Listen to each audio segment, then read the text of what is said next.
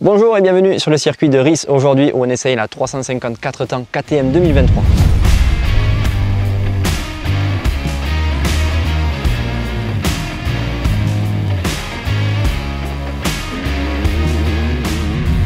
Pour commencer par le tronc commun de ces KTM Husqvarna 2023, Blaise, si tu peux commencer, de manière générale, ce sont des motos très bien équipées, ça fait déjà des années que c'est comme ça, et de plus en plus ils continuent avec cette philosophie. Si tu peux nous citer vraiment ce que tu apprécies sur une KTM, une Husqvarna aujourd'hui.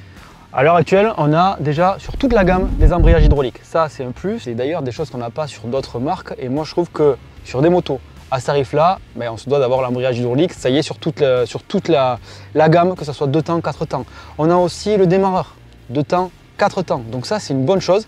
On a plein d'éléments aussi qui font penser à la philosophie KTM Husqvarna, qui facilitent un petit peu la vie quand on est un pilote débutant, quand on veut apprendre la moto et apprendre aussi l'entretien de sa moto et sa mécanique, comme le fait d'accéder facilement à son filtre à air. La force de serrage est aussi incrustée dans les vis, c'est une bonne chose, et il y a plein de petits éléments comme ça. Voilà, la facilité aussi de régler ses suspensions, que ce soit en compression ou en détente. La petite nouveauté cette année sur cette fourche, c'est la petite molette en dessous. Ça, c'est la première fois qu'on voit ça sur une moto de cross.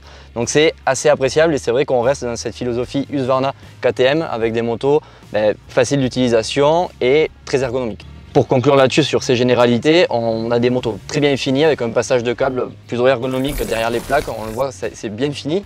On a aussi un compteur d'heure d'origine qui est relié au boîtier CEDIC, donc même pour les tricheurs aujourd'hui, on ne pourra plus modifier les compteurs d'heure avant de la revente.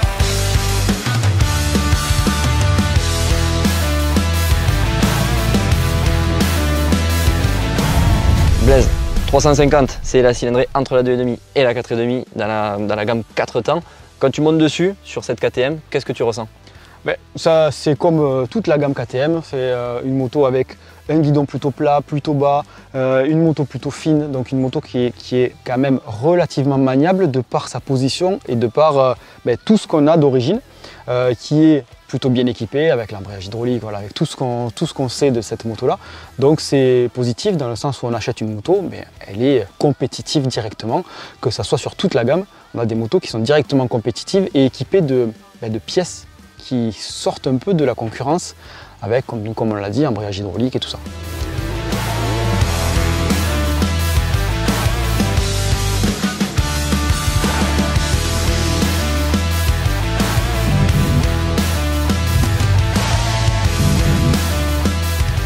Quand tu fais tes premiers tours de roue avec, le ressenti, partie cycle, maniabilité? Partie cycle et maniabilité, si on compare par rapport à parce qu'il faut comparer quand même ce 350 par rapport à la 2,5 et la 450, on est entre les deux. C'est con à dire, mais on est vraiment entre les deux. Autant en maniabilité qu'en puissance moteur. La maniabilité, on a un peu plus d'inertie que la 2,5, ça fait que la moto est un peu plus difficile à inscrire dans les virages, mais plus facile que la 450.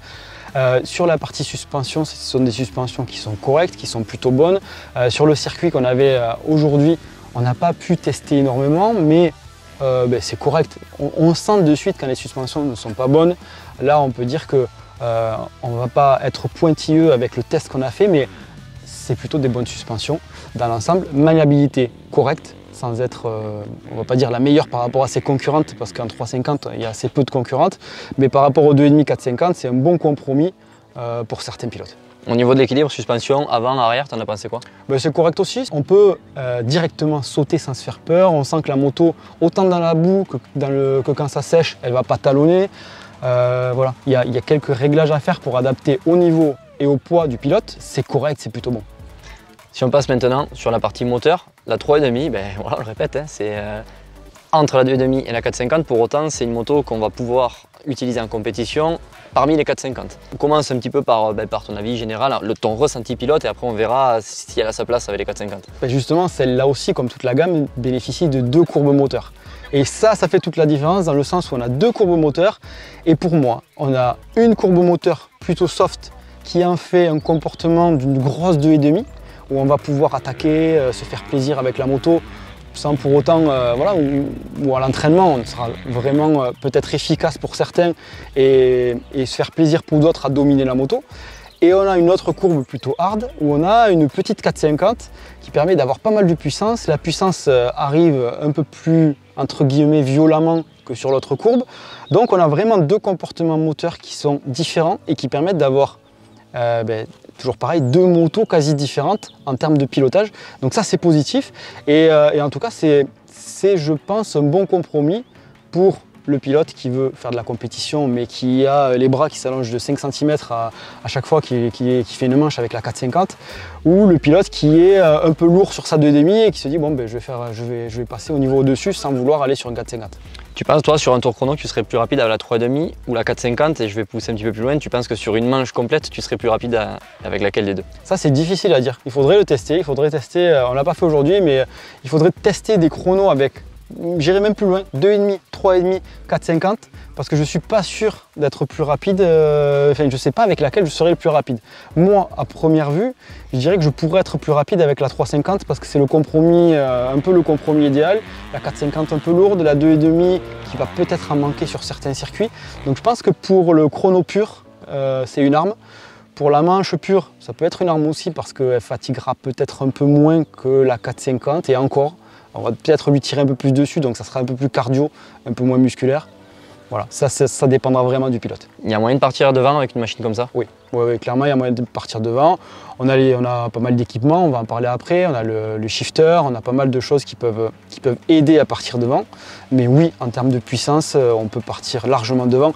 Souvent, c'est pas la puissance qui manque pour partir devant, c'est plus la technique du pilote, les réflexes et autre chose que le moteur. Tu as commencé à le glisser, le nouvel équipement, le shifter, la traction control, le launch control. Nos vidéos durent de plus en plus longtemps parce que c'est une nouvelle rubrique au final. Et écoute, toi tu es un pilote à l'ancienne, il n'y avait pas tout ça avant. Hein. Non, alors des fois on dit c'était mieux avant, des fois on dit c'est mieux aujourd'hui. Mais voilà, peux-tu nous parler, tu as tous essayé aujourd'hui, tu as essayé même le shifter couplé au traction control, vraiment pour te faire un avis. Qu'est-ce que tu penses de tout ça? Et on va commencer peut-être par le shifter. Globalement, moi cette moto je l'aime bien, mais je ne suis pas pour ces... Enfin, en tout cas pour moi, j'aime pas ces évolutions électroniques qui viennent apporter une assistance à ce que le pilote pourrait faire lui-même. Voilà, moi je ne suis pas sur ça.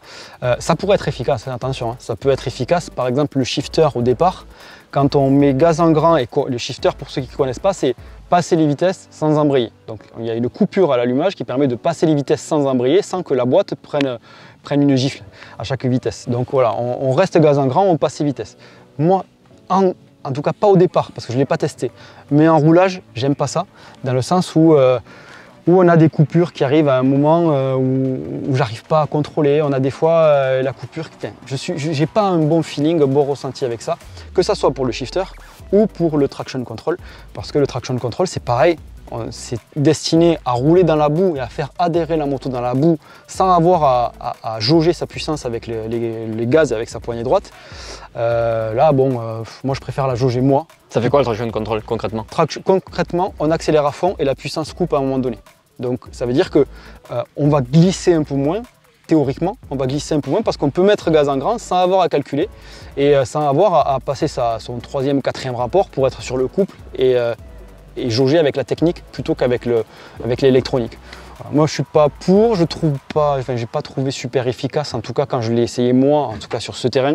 Peut-être que d'autres trouveront efficace. L'avantage c'est qu'on peut tout couper, on peut couper les shifters, le traction control, le launch control, on peut tout couper. Donc moi en tout cas, pour moi, c'est pas l'argument pour lequel j'achèterais cette moto. Ça peut l'être pour d'autres, attention, il faut attester. Ça veut dire qu'il faut plutôt adapter son pilotage si on veut rouler avec ces éléments-là. Exactement, c'est une moto qui est pour moi bonne, voire très bonne en comportement moteur. Donc personnellement, j'ai pas besoin de ça.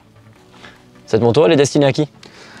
Elle peut être destinée à pas mal de pilotes. Ça peut être destiné aux pilotes qui veulent faire de la compétition et qui pour autant n'a pas le gabarit d'une 450. Ou le gabarit, on peut aller sur ça aussi. Ça peut être le pilote vétéran qui pareil, commence à être un peu faible niveau entraînement et qui veut redescendre un peu de cylindrée pour plus la maîtriser. Ça peut être le pilote de ligue qui veut performer parce qu'il y a une catégorie open et il n'a pas envie d'aller sur une 2,5 pour prendre cher, donc il prend une 350. Elle est destinée quand même à pas mal de pilotes et je trouve que c'est un compromis qui est quand même pas mal. On l'a vu aujourd'hui avec en essayant la 2,5, 3,5 et 4,50. C'est plutôt un bon compromis et je pense qu'on peut se faire plaisir au guidon de cette moto. Merci Blaise pour cet essai.